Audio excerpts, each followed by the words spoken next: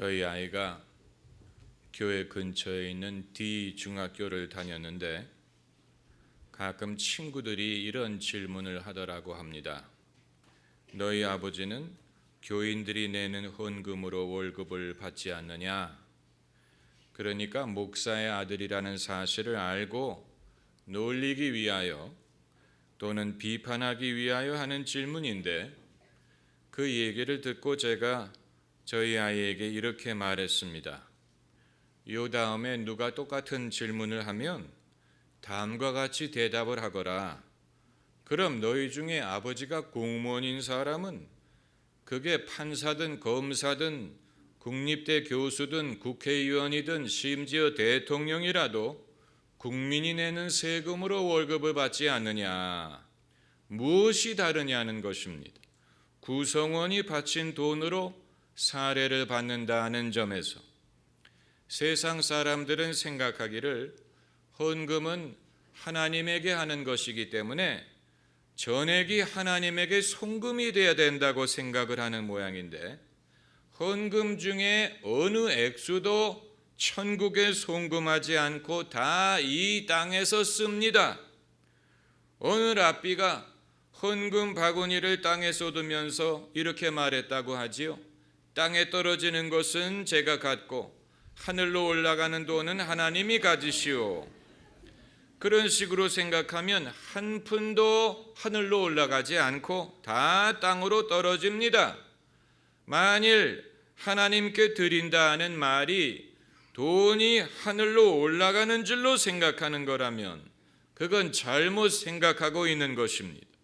우리의 드리는 헌금 중에 한 푼도 하나님이 직접 취하지 않으시고 다 당신의 일을 위하여 이 땅에서 쓰게 하십니다. 예수님은 당신의 제자들에게 헌금을 수령할 수 있는 권한을 주셨습니다.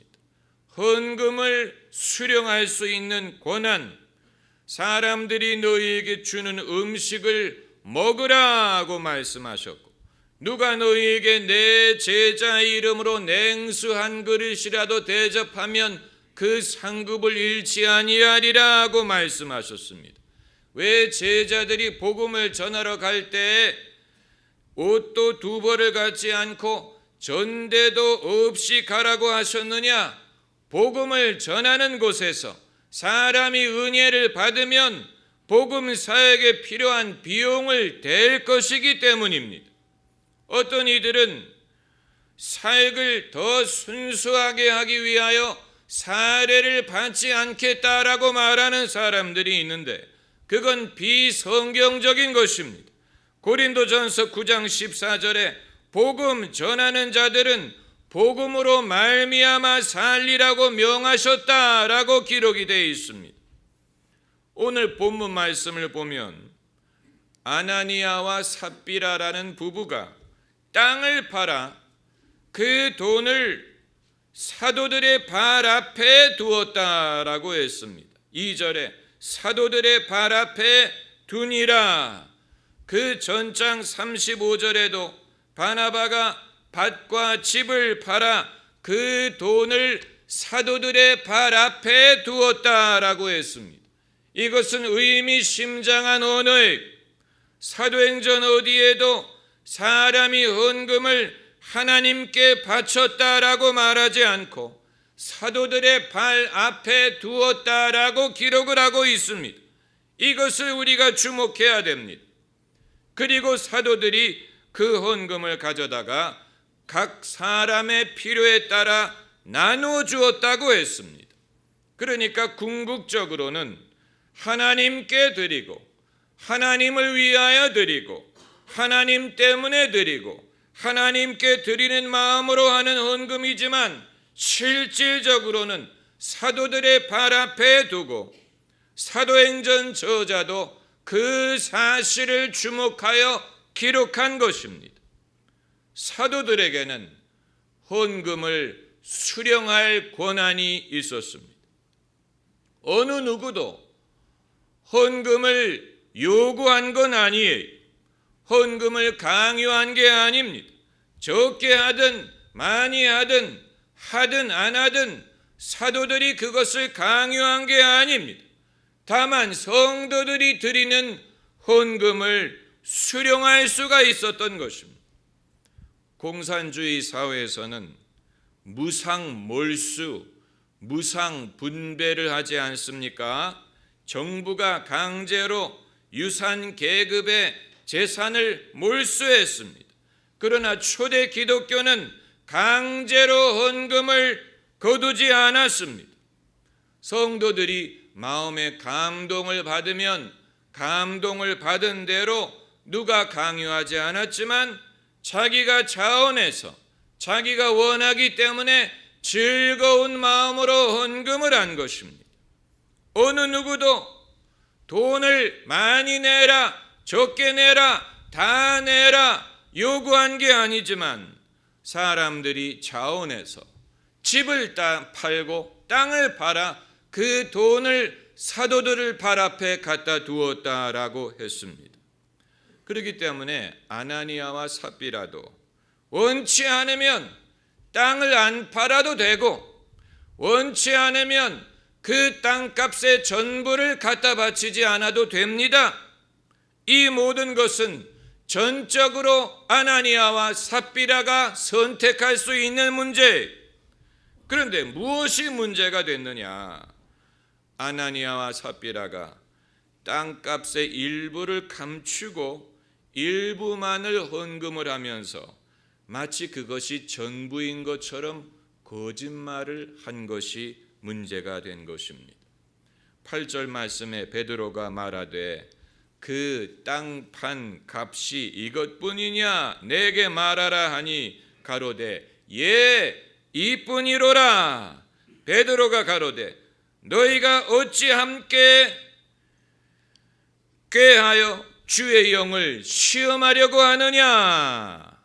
그러니까 베드로를 시험하려고 한 게 아니고 주의 영을 시험하려고 했다. 사도들에게 바친 것 같지만 실제로는 주님에게 바친 것이다. 이런 말이 되는 것입니다.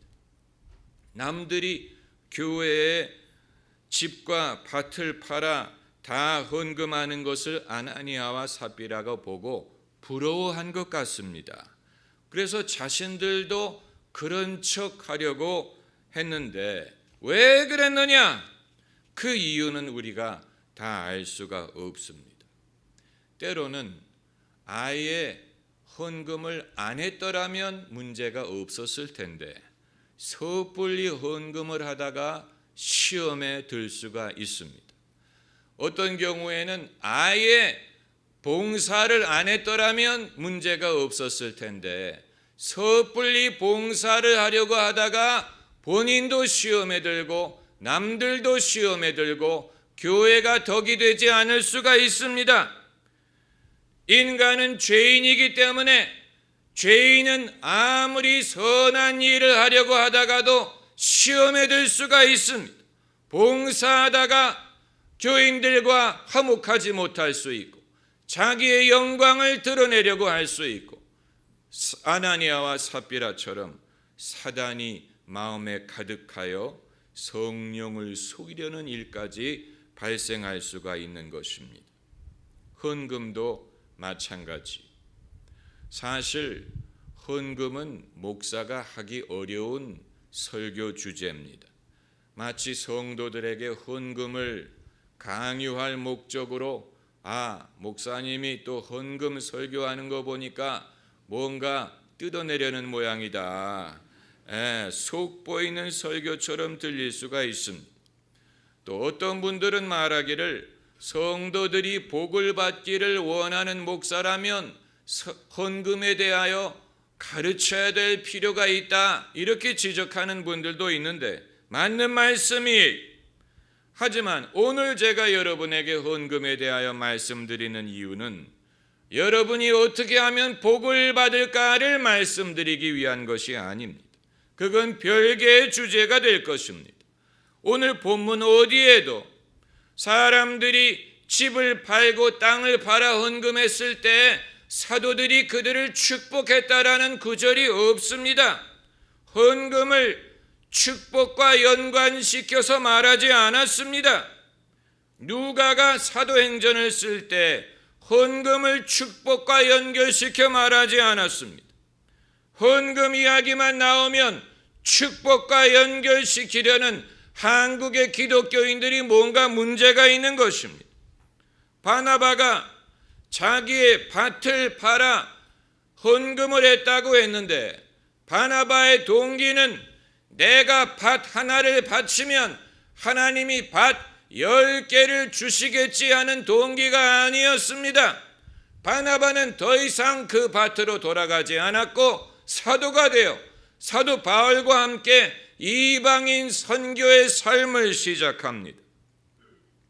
돌려받을 것을 기대하지 않고 아낌없이 드리는 사람, 그것이 진짜 헌금의 정신인 것입니다. 오늘 제가 이 말씀을 드리는 이유는 헌금의 성경적 원리, 그리고 하나님이 그것을 얼마나 중요하게 여기시는가를 말씀드리기 위한 것입니다. 헌금은 하나님 때문에 하고 하나님을 위하여 하고 하나님께 드리는 마음으로 하는 것이지만, 정확히 말하면 헌금은 교회에 하는 것이고 교회는 그 헌금을 하늘에 송금하는 게 아니고 땅에서 하나님의 일을 하는 데에 사용을 합니다. 우리가 그 사실을 정확하게 알고 이해를 해야 됩니다. 이 점에 대해 교회가 정직하게 말해야 됩니다. 어떤 교회는 마치 헌금이 하나님에게 송금하는 것처럼 말을 하는 교회가 있는데 그건 성도들을 잘못 인도하는 것입니다. 교회는 교회의 사명을 감당하기 위하여 돈이 필요하고 성도들이 정성껏 드리는 헌금으로 그것을 충당합니다. 이 헌금을 교회가 어디에 어떻게 사용하느냐 하는 것은 교회의 리더들이 고민하고 의논하고 정하는 것입니다. 그 목적으로 교회 당회가 존재하고 재직회가 있고 공동회가 있는 것입니다. 이건 상식적인 것이고 당연한 것입니다. 그리고 그 내역을 성도들에게 공개하지 않습니까? 하나님은 헌금의 액수, 그리고 심지어 헌금을 하느냐 안 하느냐에 그걸 그렇게 따지시는 것 같지는 않습니다. 왜냐하면 과부가 2렙돈 헌금한 것을 남보다 많이 했다라고 말씀하신 것을 보면 액수를 주님이 중요하게 생각하시는 것 같지 않습니다. 그것보다는 마음을 보시는 것 같습니다. 그건 무엇을 말하느냐? 하나님이 무심하지 않다는 사실을 보여줍니다. 아나니아와 삽비라가 한 행위에 대하여 하나님이 그것을 지적하셨다는 말은 비록 하나님에게 송금하는 것이 아니고 사도들의 발에 갖다 두는 것이지만 하나님은 헌금을 중요하게 보시고 지켜보시고 무심하지 않았다는 것을 보여주는 것입니다.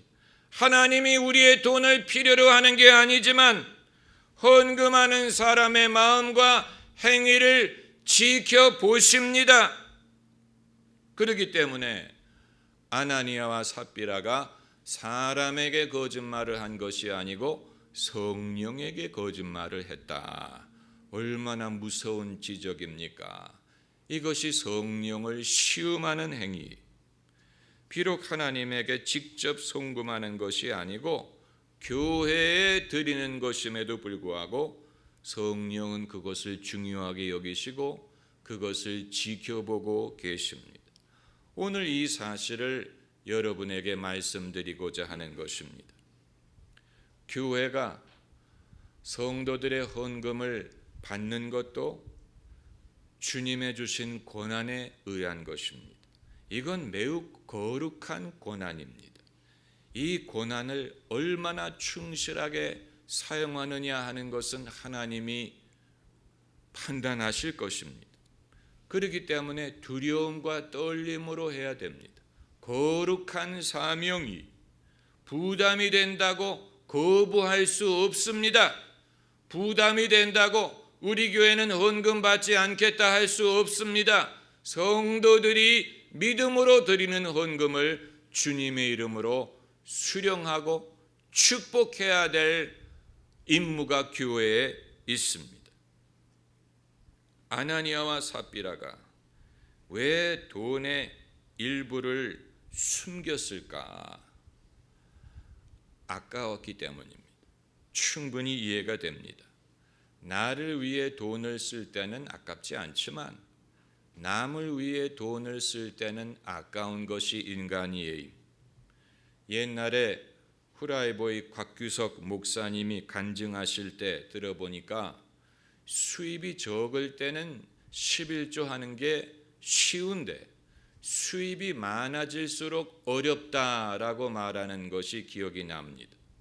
수입이 많아지면 헌금하는 것이 쉬울 것 같은데 더 어려워지더라는 것입니다. 그런데 아까운 마음이 드는 것과 속이는 것은 전혀 다른 문제. 4절에 내 임의로 할 수 없었더냐? 하나님이 그 돈을 탐내는 게 아니에요. 베드로가 그 돈을 탐내는 게 아니에요. 그 돈은 어디까지나 아나니아의 돈이에요. 본인이 임의로 할 수 있는 것입니다. 안 하면 그만이에요. 그러나 일단 헌금을 하게 되면 바르게 해야 되는 것입니다. 하나님이 그 중심을 보시기 때문에 고린도후서 9장 7절에 인색함으로나 억지로 하지 말지니 하나님은 즐겨내는 자를 사랑하시니라. 한번 따라해 보세요. 하나님은 즐겨내는 자를 사랑하시느니라. 미국의 어떤 교회들은 헌금 시간이 되면 여러분 우리 즐거운 마음으로 헌금하십시다 하고 박수를 치고요. 헌금 봉투를 주님께 드린다는 의미로 이렇게 흔들기도 합니다. 여러분 우리가 기왕에 헌금을 할 것이라면 즐거운 마음으로 해야 내게도 복이 되고 하나님에게도 영광이 되고 교회에 은혜가 되지 않겠습니까? 기왕에 하는 것이라면 봉사도 기왕에 봉사하는 것이라면 즐거운 마음으로 해야 내게도 복이 되고 하나님이 기뻐하시고 교회에 덕이 되지 않겠습니까? 그러나 안 할 수는 없고 마음은 내키지 않다 보니까 시간에 딱 맞춰서 오고 얼굴이 굳은 표정이고 헌금을 할 때 갯돈 내는 마음으로 하고 봉사할 때도 마치 학부형이 점심 봉사하는 마음으로 하고 여러분 그것은 바른 것이 아닙니다. 기왕에 할 것이면 목회든 선교든 봉사든 헌금이든 기왕에 할 것이라면 기쁜 마음으로 해야 됩니다. 즐거운 마음으로 해야 됩니다.